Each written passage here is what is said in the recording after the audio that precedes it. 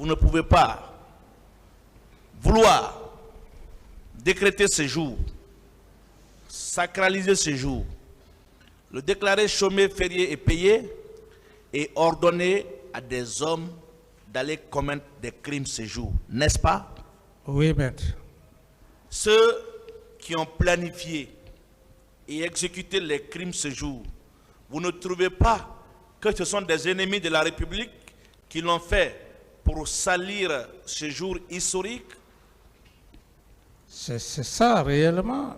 Même lorsqu'on n'aime pas une nation, mais une nation a une histoire. Toutes les nations au monde. Très bien. Alors, le ministre de l'administration du territoire avait pris un communiqué pour interdire des manifestations chez jour, pour éviter des troubles à l'ordre public, et même ouvert la possibilité du report, comme vous l'avez suggéré. N'est-ce pas un acte républicain?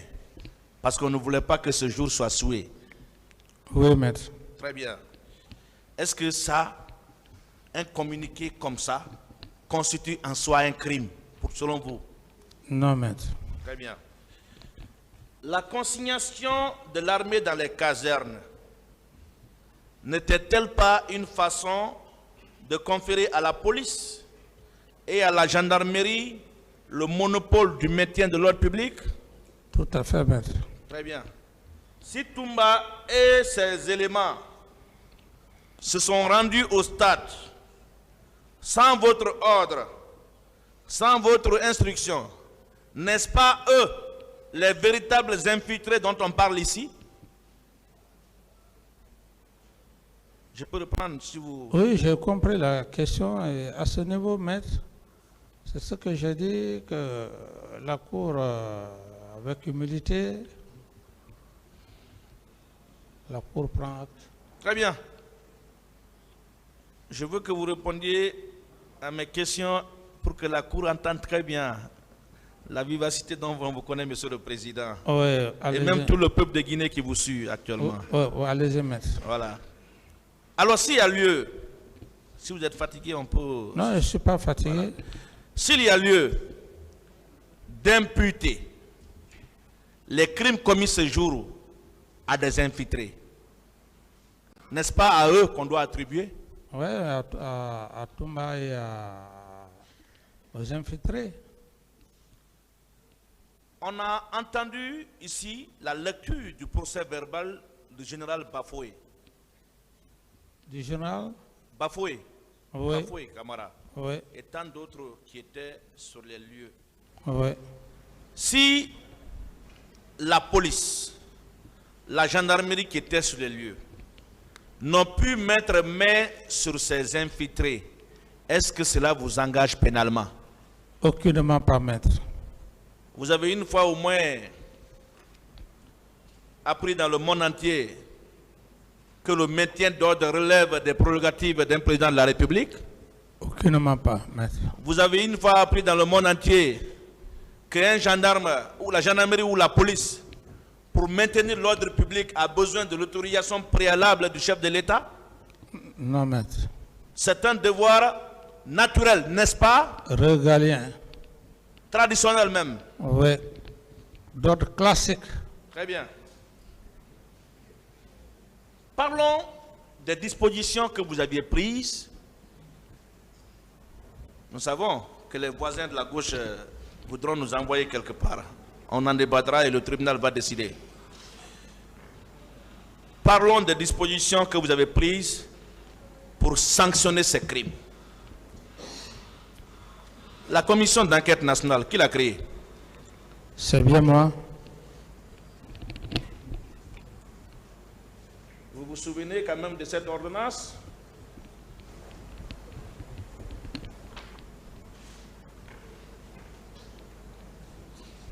Qui est versée au dossier, Monsieur le Président? Oui.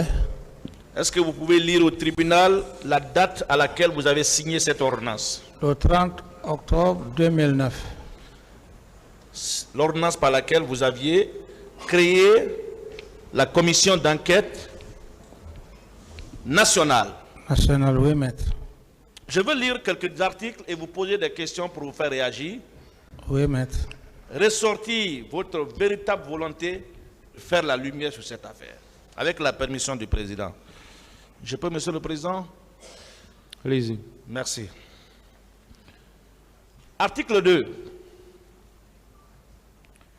de l'ordonnance par laquelle vous aviez, je veux parler de l'ordonnance numéro 057 du 30 octobre 2009. La commission d'enquête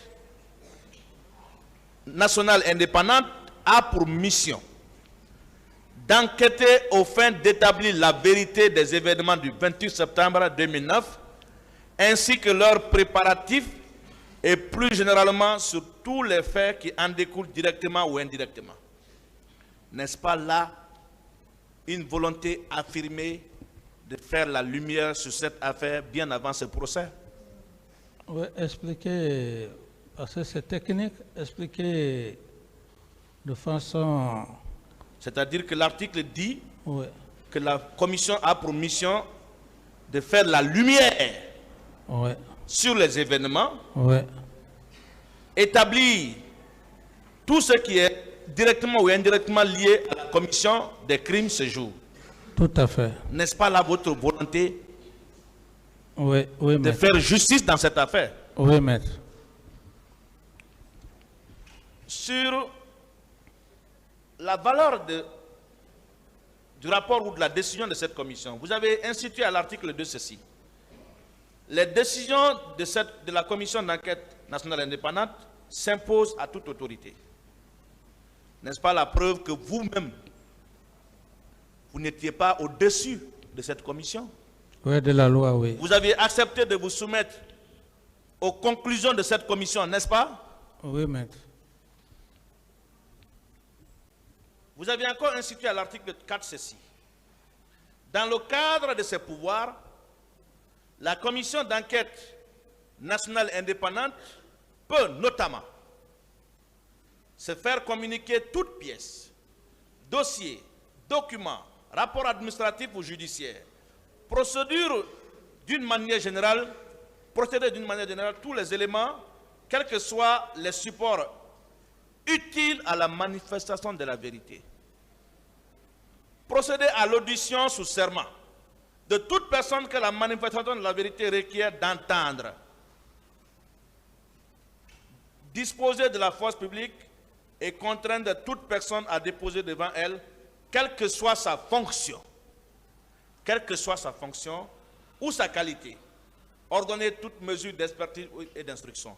N'est-ce pas la preuve que vous n'aviez la volonté de protéger personne? Tout à fait, maître. Vous n'aviez la volonté de protéger personne, n'est-ce pas? Tout à fait, maître. Un peu plus tard, vous avez institué ceci à l'article 6, une brigade mixte de la police et de la gendarmerie dirigée par un officier de la gendarmerie est placée sous l'autorité de la commission. N'est-ce pas, cette brigade-là a été mise en place par le ministre de la Justice? Oui, maître. N'est-ce pas, vous aviez pris un décret, je veux parler du décret numéro 214, je ne sais pas si vous vous souvenez de ce décret.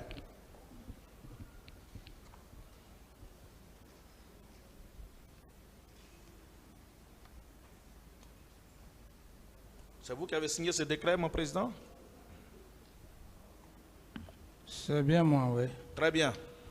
Par ce décret, signé le même jour, le 30 octobre 2009, vous aviez nommé les membres de la commission d'enquête nationale. N'est-ce pas la preuve que vous étiez même pressé pour faire la lumière sur cette affaire? Oui, maître. Vous signez l'ordonnance le même jour, le décret le même jour. Oui, maître. Est-ce que cette commission a effectivement travaillé? J'estime, même si, comme ça fait longtemps, Je vous confirme qu'elle a vraiment travaillé et son rapport figure au dossier de la procédure, même si certains ne veulent pas voir. À l'ordonnance 10 de votre ordonnance, vous avez précisé ceci. La commission est composée de 23 membres, nommés par décret et répartis comme suit. 6 magistrats, 3 avocats, 2 professeurs de droit, 2 médecins, 2 représentants de la société civile, 2 représentants des partis politiques, 1 représentant d'une organisation de défense des droits de l'homme. Rien qu'à travers cette composition, n'est-ce pas, vous étiez vraiment animé du souci de mettre en place un organe véritablement indépendant. Tout à fait, maître. Qui ne subit pas vos instructions. Tout à fait, maître. Vous avez même nommé des étrangers, des experts étrangers. Ce décret est au dossier de la procédure, vous l'avez lu la dernière fois.